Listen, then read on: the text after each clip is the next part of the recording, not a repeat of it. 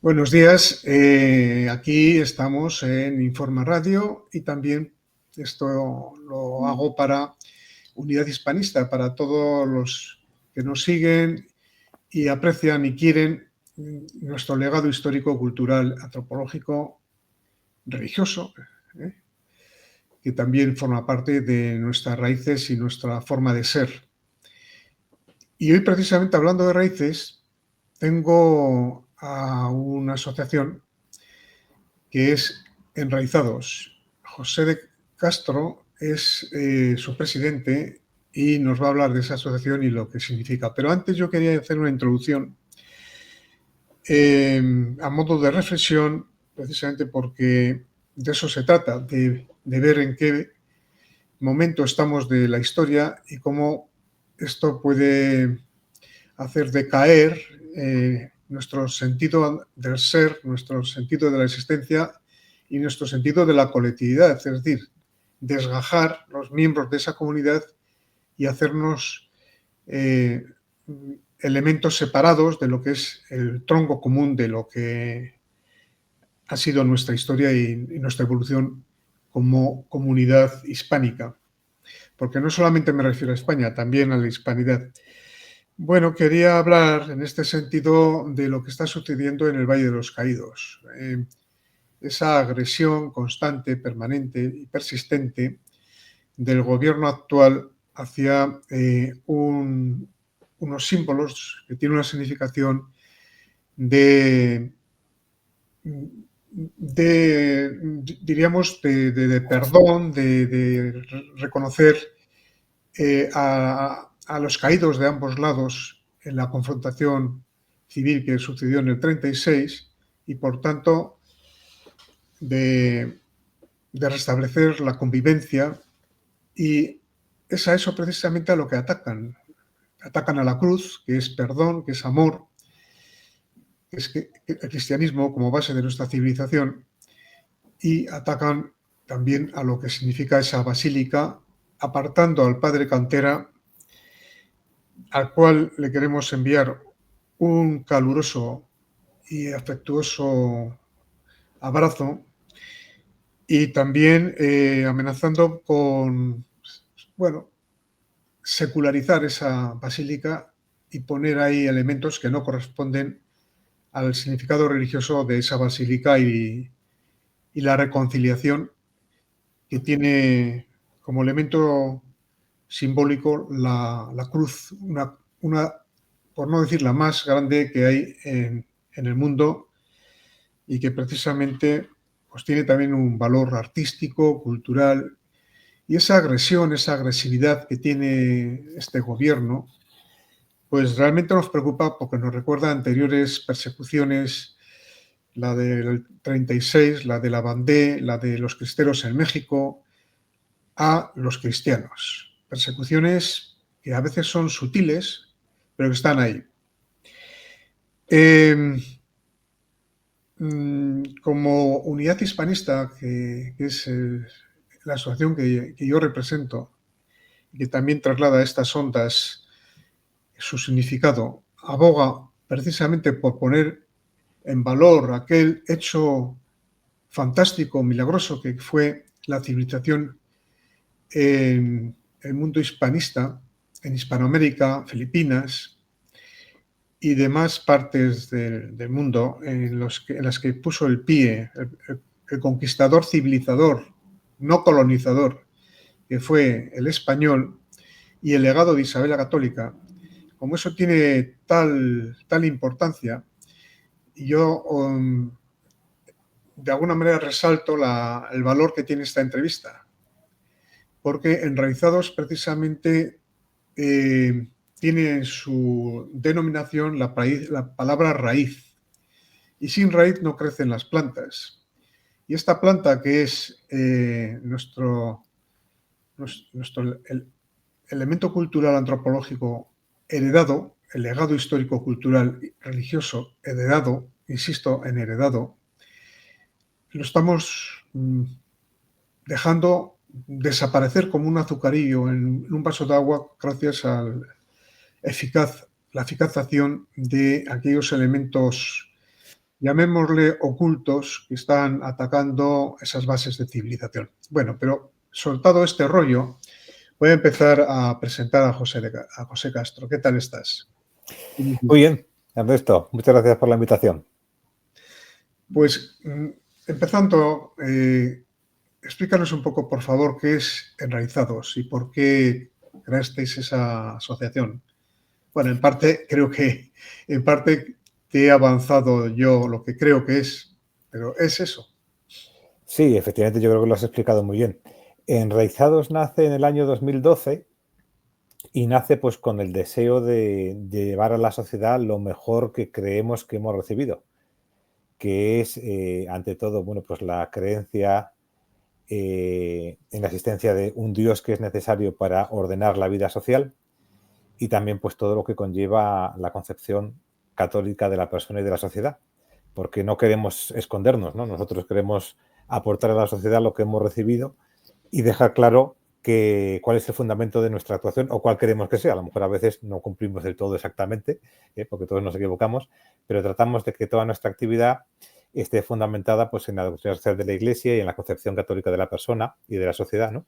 Lo que también ha tratado de hacer el padre Cantera, como bien has explicado tú, defendiendo bueno, pues la sacralidad de un recinto y también la sacralidad de todos los restos mortales que allí están. Yo tuve la suerte de acudir ayer a la Santa Misa, tuve que hacer 1 hora y pico de cola en la entrada al recinto, o sea, abajo del todo, porque había una cantidad de coches increíble y también, bueno, pues en la entrada pues también facilitaban que se produjeran ciertos retrasos, ¿no?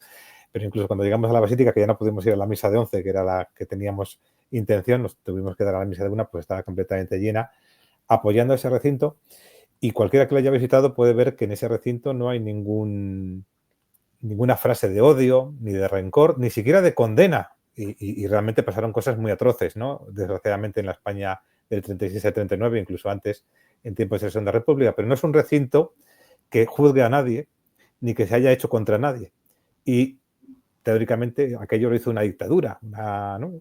Un régimen del que ahora se quiere no recuperar absolutamente nada. Y ahora que teóricamente estamos en una democracia en donde todos, oye, pues tratamos de convivir, llevarnos bien, se quiere precisamente hacer todo lo contrario, ¿no? Crear un recinto de odio, de rencor, en donde haya por allí un museo en contra de unos y a favor de otros, y se pretende hacer todo lo que efectivamente nuestros mayores no hicieron, que es buscar la revancha, buscar el odio, buscar otra vez despertar lo peor que puedan ir en nosotros, ¿no? Sino crear un recinto de paz, crear un recinto de oración, crear un recinto en donde pudieran descansar pues los cuerpos de aquellos que habían sido asesinados, fallecidos en la contienda, pues qué mejor legado, ¿no? Y bueno, Enraizados trata de aportar eso, esa concepción católica de la persona y creemos muy firmemente en la necesidad de que Dios esté presente en la vida pública porque es la única raíz que realmente puede fundamentar una sociedad sólida. Ciertamente tan sólida como la que se creó en Hispanoamérica con la obra de la evangelización. Si no hubiera habido esa evangelización, habría sido posible la existencia de la hispanidad tal como hoy la vemos. Hoy la vemos, desgraciadamente no la vemos, tal como fue, mejor dicho. Sí, yo creo que es imposible, ¿no? Si algo caracteriza, yo creo, al mundo hispano, es esto que hemos podido ver también un poquito en el Valle, ¿no? Ese sentido de hermandad, a pesar de que evidentemente en la historia pues siempre hay problemas y siempre ha habido disputas, pero como al final puedes ver en el otro también un hermano, alguien semejante a ti, alguien que está llamado pues a tu misma finalidad. Y eso yo creo que es lo que la reina Isabel en su testamento dejó bien claro y sus sucesores, pues especialmente Carlos y Felipe II, llevaron a cabo, ¿no? Y ejecutaron. O sea, hay episodios realmente magníficos, ¿no? Hay el César Carlos cuando para lo que son todas las exploraciones, todas las conquistas, porque ha recibido críticas de lo que está pasando allí y él tiene conciencia, que es quizá el control más grande que puede tener un poder político, ¿no? La propia conciencia de saber que está al servicio de los demás y de que luego va a tener que rendir cuentas a Dios y a ese no se le puede engañar. Y entonces para todas las exploraciones, toda la conquista y no preguntan los sabios de la época, oiga, ¿cuánto estamos sacando de allí y cuánto estamos invirtiendo, ¿no? Para ver si tiene una rentabilidad económica todo lo que está haciendo, sino que lo que pregunta es, oiga, ¿tenemos derecho a estar allí? ¿Nos estamos equivocando? Y hasta que los sabios de la época le responden, sí, tenemos el derecho a estar allí porque tenemos el deber de llevar allí lo que nosotros hemos recibido gratuitamente, que es pues la fe en Dios y la religión católica, entonces es cuando continúan, ¿no? Y es realmente impresionante, ¿no? Como la persona, indudablemente con mayor poder en aquella época, se para a hacer esta reflexión ética y moral.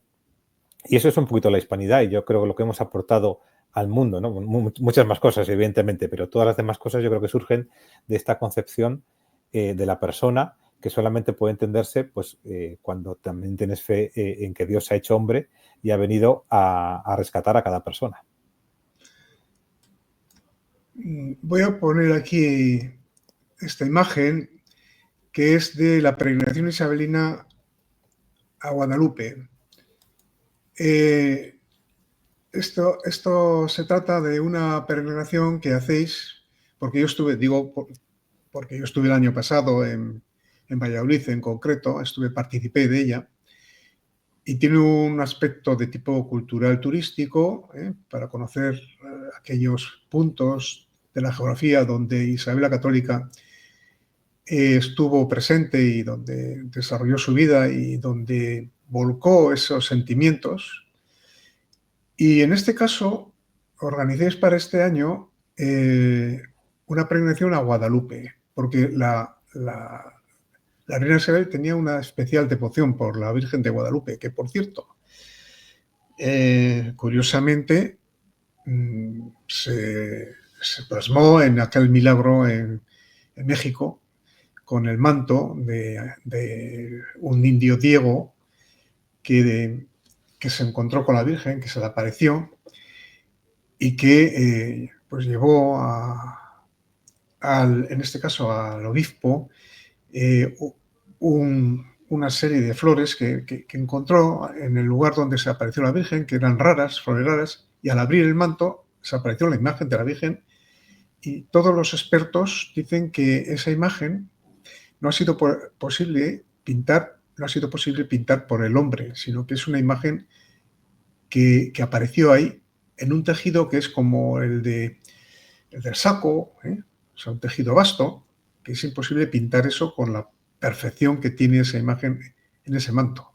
Es decir, cito este milagro para que se vea que está bastante enlazado con la admiración que tenía la Virgen la Virgen Isabel respecto a la Virgen de Guadalupe.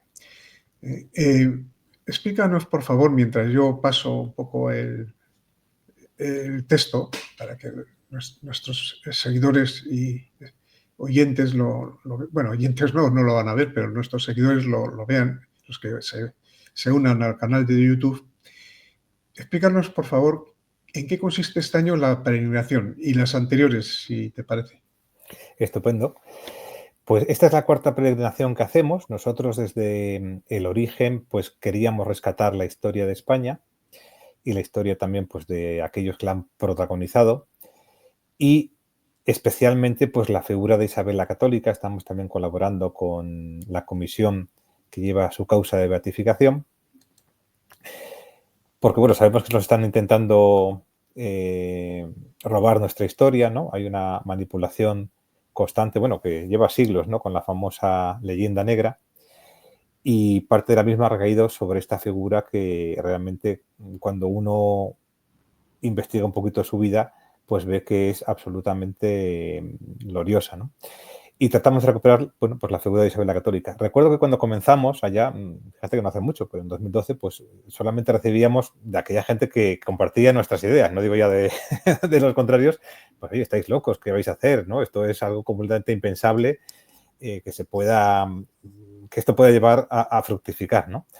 Y la verdad es que 13 años después, que no ha pasado mucho, no digo gracias a nosotros, que hemos puesto un granito de arena, pero gracias al contexto igual, ha habido realmente una gran recuperación de nuestra historia y en concreto de la figura de la reina Isabel y de su proceso de beatificación que impulsado especialmente por don José Luis Rubio Willem, pues va bien, ¿no?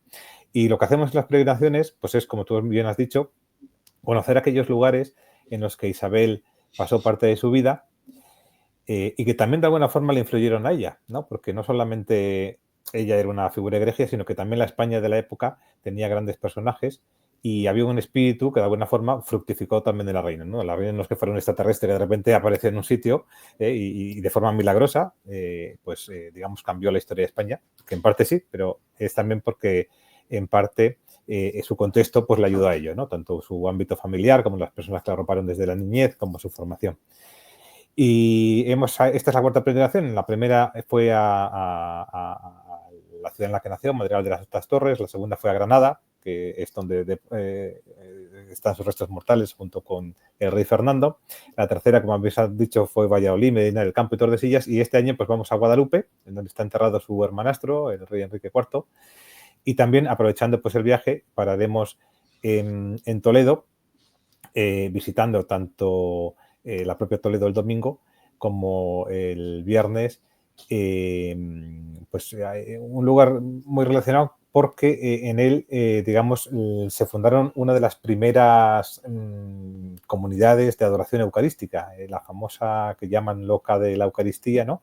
Que también fue en época de la reina Isabel y que ha sido recientemente beatificada por el Papa Francisco, pues en Torrijos. Pues también fundó allí esta primera cofradía y dado que, digamos, vamos camino, pues también aprovechamos para conocerla. Sí, sí. O sea que ya van cuatro ediciones con Esta esto. es la cuarta, sí. Tuvimos que parar un poquito por la pandemia porque habíamos empezado previamente, pero la verdad es que hay una gran devoción. Siempre nos quedamos con plazas limitadas porque, lógicamente, allí donde vamos, tanto los desplazamientos como los propios alojamientos tienen plazas limitadas y siempre hay más gente que quiere acudir, ¿no? Y no solamente por parte de nosotros, también en muchas otras instituciones, ¿no? Están fomentando la devoción a la reina y se ve que cada vez hay un mayor número de católicos y de personas de buena voluntad pues que reconocen todo lo bueno que ha hecho, ¿no? Por ejemplo, en noviembre nosotros solemos centrarnos, que es la fecha de su fallecimiento, también en promover misas por su pronta beatificación y año tras año pues se van multiplicando las misas por esta causa. Sí. ¿Y qué tiene que...? Bueno, antes, cuando he puesto el texto de vuestra comunicación, ponía cómo inscribirse, pero explica, por favor, cómo puede inscribirse la gente, aunque, como dices, son plazas limitadas. No Sí. obstante, pues habrá gente que tenga una especial. Yo de luego lo recomiendo. El año pasado estuve yo en la de Valladolid, no había conocido las anteriores. Este año no voy a poder ir porque tengo un año con demasiada actividad y ya tengo una edad que tengo que pausar un poco el ritmo, ¿no? Pero vamos, me da mucha pena. El año pasado lo disfruté muchísimo. Es un recorrido turístico en el sentido de ver los lugares más frecuentados por Isabel y luego también por el aspecto religioso. Pero vamos, ahí el que no tenga fe o simplemente prefiera dedicarse a pasear o lo que sea, pues puede hacerlo también. Aunque ambas cosas están correlacionadas y son desligables, porque tienen un aspecto muy de tipo trascendente. Y al efecto, explícanos, por favor, por qué tanta devoción hacia la reina Isabel. Digo devoción porque algunos abogamos por su reconocimiento de santidad, que está tardando mucho. Yo creo que ahí hay mano negra detrás para que no prospere. Mano negra no me refiero a la Iglesia, sino otras manos, para que no prospere la canonificación, la beatificación, por ser exactos, de la reina Isabel. Bueno, en parte te he hecho una pregunta y en parte yo la avanzo, ¿no? Pero bueno, ¿cuáles son los valores que veis en Isabel para ese empeño en hacer ese recorrido relacionado con su persona? Bueno, en primer lugar, dado que estamos hablando de la hispanidad, yo creo que es el legado que ha dejado, ¿no? Y su huella. Al final, cada uno tenemos una misión en la vida y la reina, como todos la conocemos, pues fue reina y por tanto cuidó del bien común de sus súbditos. Y yo creo que este es el primer gran legado por el cual toda persona que conozca a Isabel debería estar agradecida, especialmente aquellos que somos hispanos y le debemos más, ¿no? Porque es una parte fundamental de nuestra historia. Basta con leer su testamento y especialmente su codicilio, que dictó pocas fechas antes de su fallecimiento, para ver cuáles eran sus preocupaciones. Y sus preocupaciones, lógicamente, pues era su marido, sus preocupaciones eran sus hijos, pero sus preocupaciones eran todos sus vasallos, todos sus súbditos, y especialmente aquellos pues, que habían sido recientemente incorporados, los que llamamos indios de América, para que se les tratase bien. Pero también, por ejemplo, todas las personas necesitadas de España. Ella dejó una cantidad de donativos grandísimos en su propio testamento, pues por ejemplo, para aquellas mujeres que querían entrar en religión y no podían, porque en aquella época había que aportar algo al convento, pues para no morirse de hambre, ¿no? No podían entrar sin más. O para aquellas también que querían casarse y no podían, o sea, en ambos estados de vida. También, por ejemplo, a diferencia de tantos otros, se preocupó porque todas y cada una de sus deudas fueran saldadas. O sea, ella quería saldar sus propias deudas. Es un acto de justicia. Si le debes algo a alguien, pagárselo, ¿no? Pues ella así lo hizo y de hecho pues murió pobre. O sea, y fue enterrada con un sayal de franciscana, que ella era franciscana seglar, ¿no? Y son ejemplos, bueno, pues que solamente pues, una persona realmente virtuosa y santa los puede llevar a cabo. Esa preocupación por cada una de las personas que formaban parte de su comunidad y a la que se la habían encomendado a ella, ¿no? También a nivel político, cómo ella tiene una visión mundial. O sea, indudablemente hoy estamos acostumbrados a defender nuestros intereses en el panorama mundial y es verdad que cada uno tiene que defender sus propios intereses, pero también tiene que ser capaz de ver un poco la política mundial y el bien global de todo el mundo, no solamente mi propio bien, ¿no? Esto es como los nacionalismos en España, que no, está bien que uno defienda el bien de su propia tierra, todavía más, pero tiene que estar abiertos al bien del conjunto, ¿no? Y a buscar el bien de todos y cada una de las personas que forman y a decir, no se me trata de que yo me lleve el mayor dinero posible para mí, sino que hay que ser un poco justo en la vida. Pues ella también, en medio de su época, procuraba el bien del resto de los reinos, ¿no? No era solamente voy a buscar el bien de Castilla o de Castilla y Aragón o de los distintos reinos españoles, sino también pues, el del reino de Francia, el de Portugal, buscaba siempre la paz. O sea, que su política iba orientada no solamente al bien de sus súbditos, sino a ese bien común, ¿no? Y se preocupó también de la reforma, por ejemplo, de la Iglesia a nivel universal, aunque lógicamente pudo hacer más en lo que era la Iglesia local. Esta, para los católicos, es otra cosa que le debemos, ¿no? Como con la ayuda del cardenal Cisneros y de otros egregios obispos como Talavera y otros, procuraron la reforma de a veces de la Iglesia. No me gusta decir tanto de la Iglesia, porque la Iglesia somos todos los bautizados. A veces entendemos Iglesia como jerarquía y somos todos, ¿no? Pero sí de las órdenes religiosas, del seminario, de los sacerdotes también seculares, con el objeto de que fueran ante todo esos sacerdotes y personas preocupadas del bien de las almas y no de otros posibles intereses materiales, ¿no? Que en aquella época también había, igual que las hay hoy en día. Pues esa reforma, por ejemplo, en España nos ahorró todas las guerras de religión que posteriormente hubo en Europa, ¿no? Y eso es también una parte de la contribución a su bien común. Luego, indudablemente, en sus aspectos también más personales, pues fue una mujer que amó profundamente a su marido, fue una historia de amor y de entrega mutua, también por parte de Fernando hacia ella, pues realmente virtuosa, más allá de algunos episodios. Y con sus hijos, pues lo mismo, fue una mujer preocupada por sus hijos, sus altas responsabilidades no le impedían ocuparse de la educación de sus hijos, preocuparse de cada uno de ellos, viviendo también muchas cruces, porque tuvo que ver cómo varios de ellos fallecían antes de su muerte y otros pues también lo pasaban realmente mal, ¿no? Como su hija Juana, con su matrimonio, pues que no fue de los más agraciados con Felipe. Y todo eso pues lo vivía pues con una visión cristiana, ¿no? Y una gran fortaleza. Incluso la separación física de sus hijos cuando eran muy jóvenes, porque tenían que ir a contraer matrimonio con otros reinos, con otros reyes, pues para buscar también esa unidad, ¿no? En esa política mundial que buscaba. Y eso, y en cada momento de su vida se le ve que ella trata de actuar, eventualmente se equivocaría como cualquier persona, pero trata de actuar conforme a la concepción católica, conforme a su fe. Era una gran mujer de vida de piedad, tenía el privilegio de altar portátil, que en aquella época era complicado. Incluso algunos de sus asesores o de sus máximos colaboradores le pedían, oiga, por favor, no dedique tanto tiempo a la oración porque tiene que dedicarse usted a la vida, a la vida política, ¿no? Y ahí tuvo que rectificar un poquito, pero que era una mujer de profunda religiosidad y más centrada en su oración y muy formada, ¿no? Esto que dicen, pues que la mujer en España pues estaba en un segundo plano, pues todo lo contrario, no solamente por ella, indudablemente, sino también por todas las mujeres que le rodeaban, que eran de una altísima cultura y preparación. Tanto es así que, según tengo entendido, ella estudió muy a fondo las 7 partidas de Alfonso X el Sabio y de ahí cogió muchos elementos de su planteamiento de gobierno.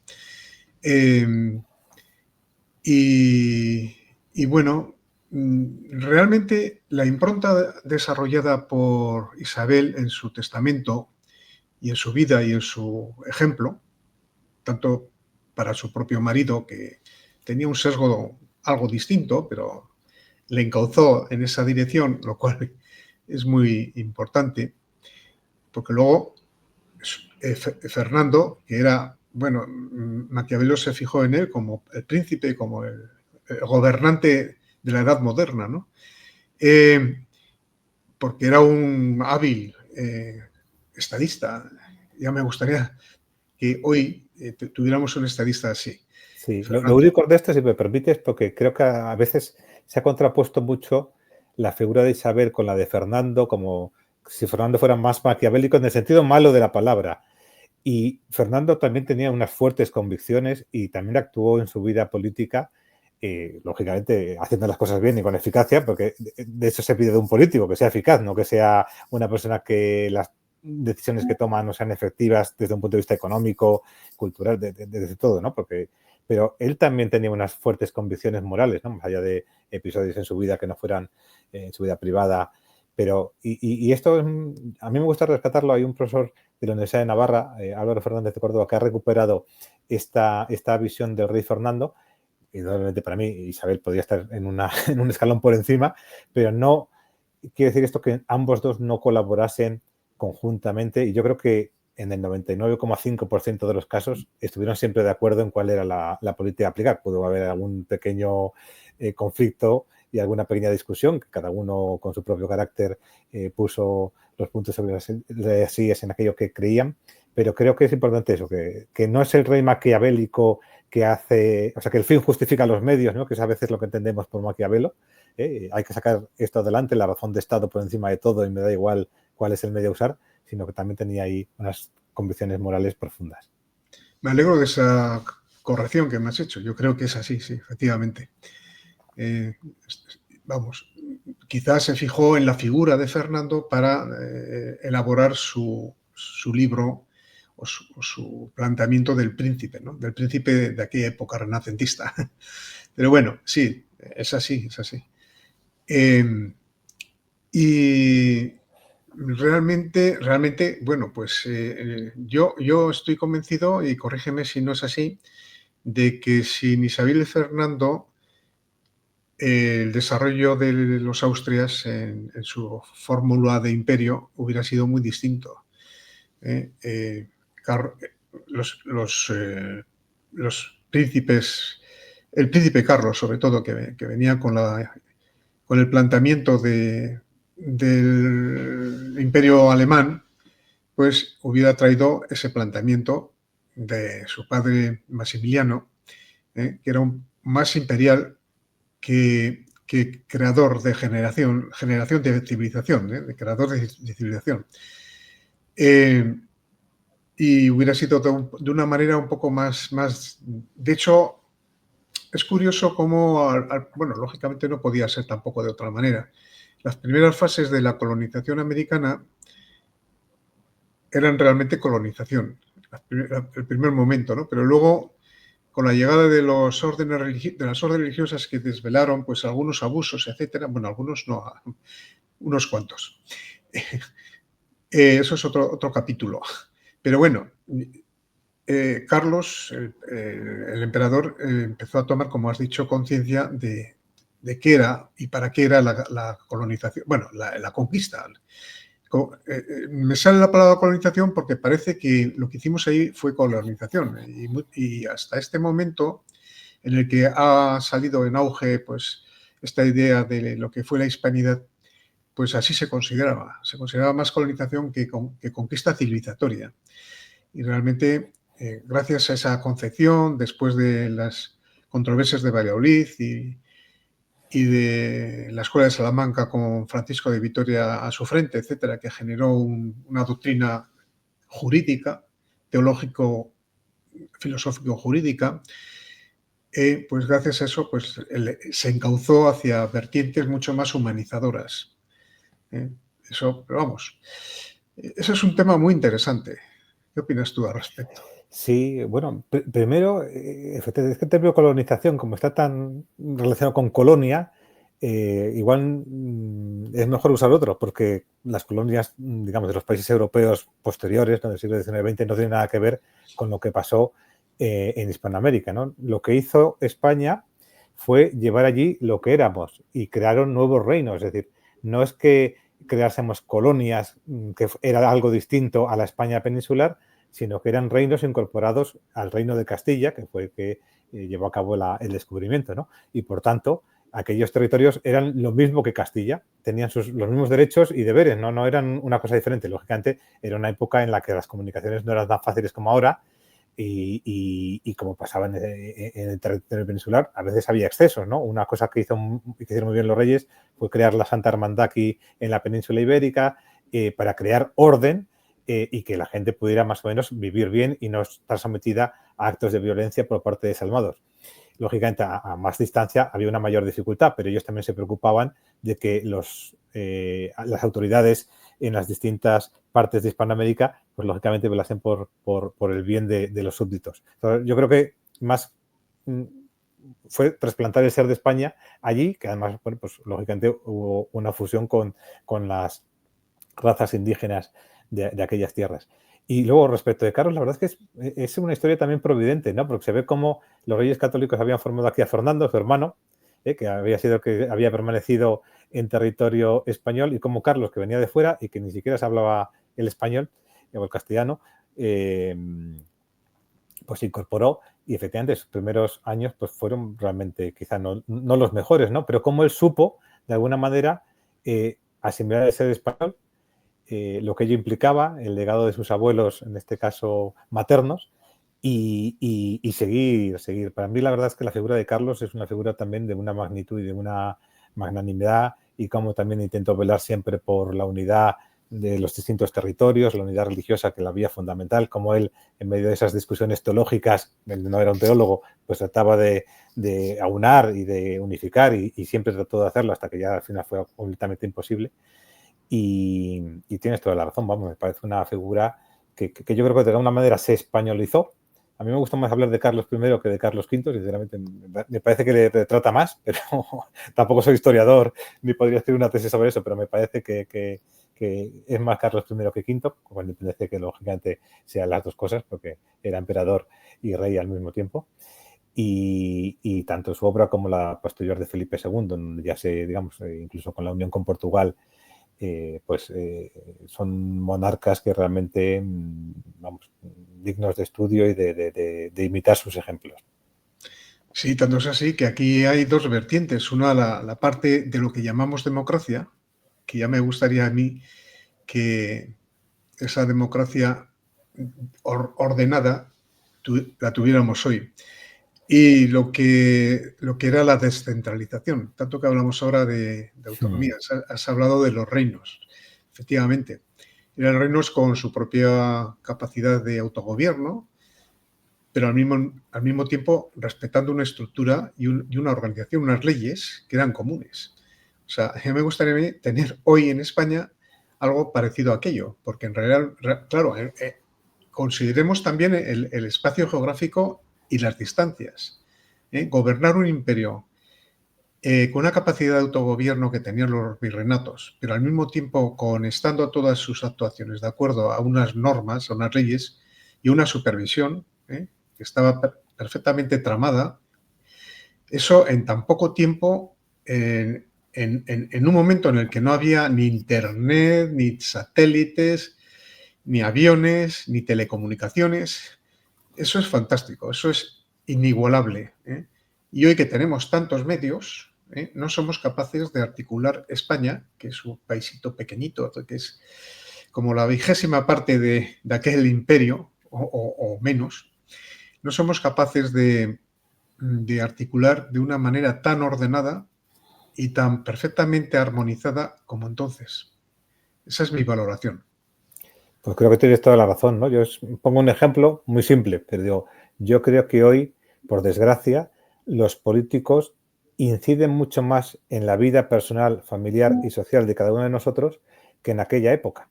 Y les llamamos a lo mejor absolutistas o les llamamos totalitarios, y era todo lo contrario, había mucha más libertad.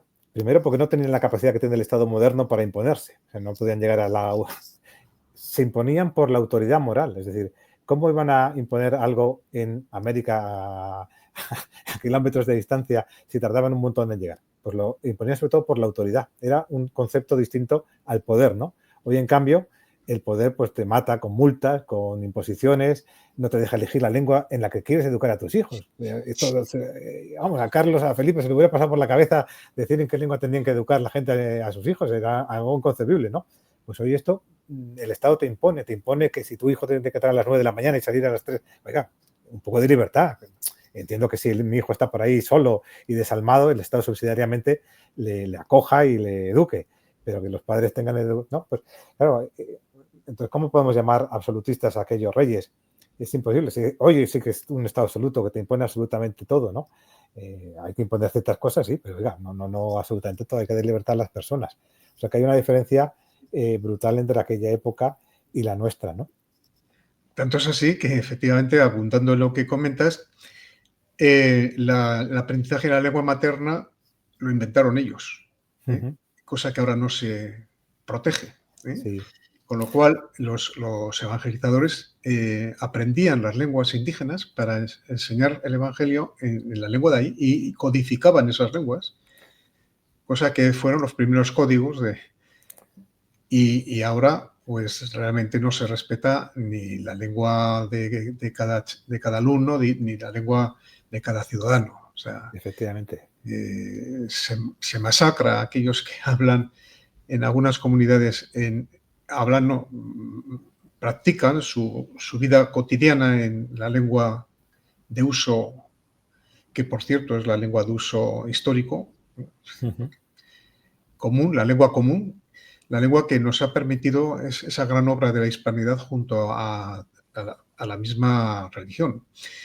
Esa unificación del habla fue un hecho natural y espontáneo por una cuestión puramente operativa, práctica, pero inicialmente cada cual podía hablar en la lengua que le diera la gana. O sea, que luego me hablen a mí de democracia. Eso sí que era democracia. Y luego, pues lo que comentas, ¿no? La aplicación práctica de las leyes, siendo exigente, también fue flexible al mismo tiempo. Es decir, Sí. Y hay otro ejemplo, si me permites, y para que se vea efectivamente que no eran poderes que lo podían hacer todo. El caso de Felipe II, que según algunos pues se dio la persona que más poder ha podido acumular, pues el caso de Antonio Pérez, su secretario, un traidor, ¿no? sí. Al que intentó procesar, cosa que es lógica, oiga, si hay alguien, tu ministro, por decirlo así, traiciona a tu gobierno, causa un mal al país, lo normal es procesarle, ¿no? Y someterle a los tribunales de justicia. Bueno, pues la España de aquella época impidió al rey Felipe II procesarle, porque acudió a Aragón, acudió a los fueros de Aragón, los invocó y no le pudo capturar, y luego ya pues, se fue a Francia y demás, y ya lógicamente perdió. Pero eso es decir que en la época Felipe II, pues este rey que para algunos es absoluto y todopoderoso y hacía lo que le daba la gana, no pudo, en un caso además flagrante de traición, o sea, no estamos hablando que quisiera meterle mano a uno por cualquier motivo, sino una alta traición, pues las propias leyes de la época le impidieron procesar a esta persona y se pudo escapar. Bueno, y luego fue parte del origen de la leyenda negra, ¿no? Con lo que él, digamos, se inventó. O sea, que vemos cómo la época tenía sus contrapoderes y efectivamente a Carlos I y a Felipe II en muchas cortes le dijeron que no, nada de darle más dinero para sus campañas y le decían que no y no podía otra cosa que negociar, que intentar y pues lógicamente ahí o sea, que había muchos contrapoderes y el fundamental yo creo que era la alta concepción que tenían de sí mismos y de y de la moral, ¿no? Y de la ética, que parece que no, pero quizás es el mayor control que uno puede tener, ¿no? Cuando realmente sabe que tiene que actuar en servicio de los demás y que además hay alguien que le va a juzgar al final de sus días y por tanto ahí no se va a poder escapar de ese juicio. Así es, así es. Tenemos que hacer, yo creo que esto que estamos haciendo, tenemos que intentar que se multiplique de una manera exponencial, porque durante décadas yo particularmente, no voy a hablar de los demás, que creo que también hemos estado sometidos a unas deformaciones de la percepción histórica y de la valoración de estas cosas. Yo particularmente hasta hace 5 años no sabía prácticamente nada de lo que hoy sé, o sea, y tengo 74 años, es decir, que ya a esta edad tan avanzada todavía no sabía nada de la hispanidad. Hablamos de... Yo me eduqué en tiempos de Franco y entonces se explicaba de una manera un poco folclórica todo esto. No se ahondaba. Hubiera sido una oportunidad de oro de crear unas bases, pero no se hicieron esas bases. No. Entonces, llegamos tarde, pero yo creo que nunca es tarde si la dicha es buena para recuperar la verdad. Y la verdad yo creo que es lo que estamos haciendo, porque ya cada vez son más las muestras y las pruebas de que aquel fenómeno de la hispanidad fue algo inmenso. Y por eso lo atacan tanto. No hay más que ver que todos aquellos que tienen un concepto de las cosas totalitario, abordan el tema de la hispanidad como objeto a disolver, a tapar, a ocultar todos sus aspectos particulares. Y por eso también estimo yo, que no lo sé, pero es una deducción que hago, asesinaron a Ramiro de Mettu, uno de los mayores exponentes de análisis de lo que fue la hispanidad, de análisis filosófico. Le asesinaron cruelmente unos chequistas, le arrancaron de su domicilio y en fin, le quitaron de en medio. Y yo me planteo que eso es por algo, porque si no, no hubieran tenido esa fijación con Ramiro de Mettu. Pero no es el único, ¿eh? No, Javier Pradera también, ¿no? Porque es otro nivel, pero bueno, tantos otros. O García Morente, que tuvo que salir por patas. Sí, había convertido. Sí, efectivamente. Al final, bueno, los que somos creyentes sabemos que hay un grito que resonó desde el origen, que era el non serviam, ¿no? El non serviam. Y efectivamente también hoy en día hay muchos pues que siguen ese legado. Unos con toda convicción, otros a lo mejor son tontos útiles, otros pues, somos nosotros que cometemos errores. Bueno, digo nosotros o yo, cometemos errores y también a veces formamos parte. Yo creo que en cualquier caso sí que hay una recuperación ahora de todo el hispanismo, del mundo hispano, y gracias a Dios, pues en distintas partes del mundo pues está recuperándose. Nosotros también humildemente pusimos en marcha una iniciativa que es España en la Historia, que si alguno quiere conocerla, pues tiene una página web, publica libros, hace también intervenciones en YouTube, que colabora en esta causa. Creo que es muy importante, ya que estamos hablando, que tengamos cuidado con un rasgo de lo hispano también, que creo que, por no decir que todo es bueno, también a veces tenemos elementos no tan buenos, que es un poco el individualismo que nos ha llevado a protagonizar episodios muy grandes, pero también a veces a crear divisiones entre nosotros, ¿no? Y en cuanto hay una coma en la que no estamos de acuerdo, ya no me puedo juntar porque esta coma no estoy de acuerdo y yo tengo que ser... Y está bien discutir sobre aquello que no estamos de acuerdo, pero quizá ver más lo que nos une, ¿no? A lo mejor, oye, pues estamos unidos en un 90% y un 10 que no estamos unidos, no nos enfrentemos por ese 10, colaboremos en el 90 y en ese 10 que haya libertad, que cada uno defienda lo que considere oportuno, dialogamos, incluso un día discutimos si queremos vehementemente, pero que no nos separe, ¿no? Porque creo que ese rasgo del individualismo, pues tanto en nuestra España ahora peninsular como a nivel de la hispanidad en su conjunto puede haber creado problemas en el pasado y puede que vuelva a surgir, sobre todo porque a veces también hay interesados en crear conflictos, ¿no? Y crear separaciones entre nosotros. Creo que es importante que hagamos un llamamiento a la unidad, más allá de que, lógicamente, haya libertad, diversidad de opiniones en determinados temas, pero que busquemos al menos estar en contacto entre nosotros, hablarnos y no buscar separaciones. Pues sí. Bueno, nos quedan 5 minutos. Si quieres decir alguna cosa más para abundar o completar esta exposición. Bueno, simplemente como la hemos centrado sobre todo en la reina Isabel, pues animo a todos a recuperar esta figura egregia. Si me permites, aparte de la peregrinación que haremos a finales de abril, queremos el 22 de abril, el día de su aniversario, de su nacimiento, pues hacer actos en toda España y en toda Hispanoamérica, incluso en otras partes del mundo como Estados Unidos, ofrendas florales a la reina Isabel, leyendo un pequeño manifiesto. Todos aquellos que puedan estar interesados se pueden informar en nuestra página web enraizados.org. No lo hacemos solamente nosotros, sino también con multitud de asociaciones hispanistas y culturales de todo el mundo. Pero vamos, colaboraremos con ellas para que haya el mayor número de actos posibles en todas partes y recuperemos esta historia, ¿no? Y también pues animar a todos, en la medida en que podamos, pues a conocer y a difundir pues este legado que hemos recibido y que además yo creo que es muy necesario en el mundo actual, ¿no? Porque es un legado pues que nos llama a colaborar con los otros, pero no en un sentido del consenso, ¿no? Tenemos que convivir, pues no, de búsqueda de la verdad, ¿no? Que es lo que más nos puede unir. Sin duda, sin duda.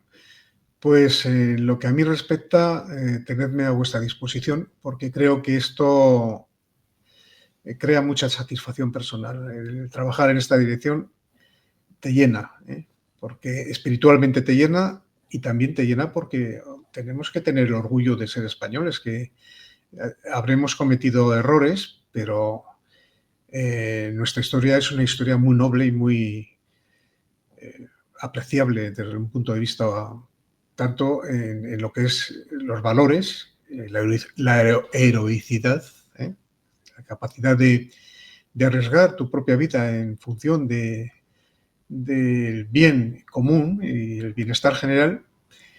Y esos valores hay que ensalzarlos, porque si no nos hundimos en la porquería, que es en lo que estamos ahora. Pues muchas gracias. Gracias a ti, Ernesto.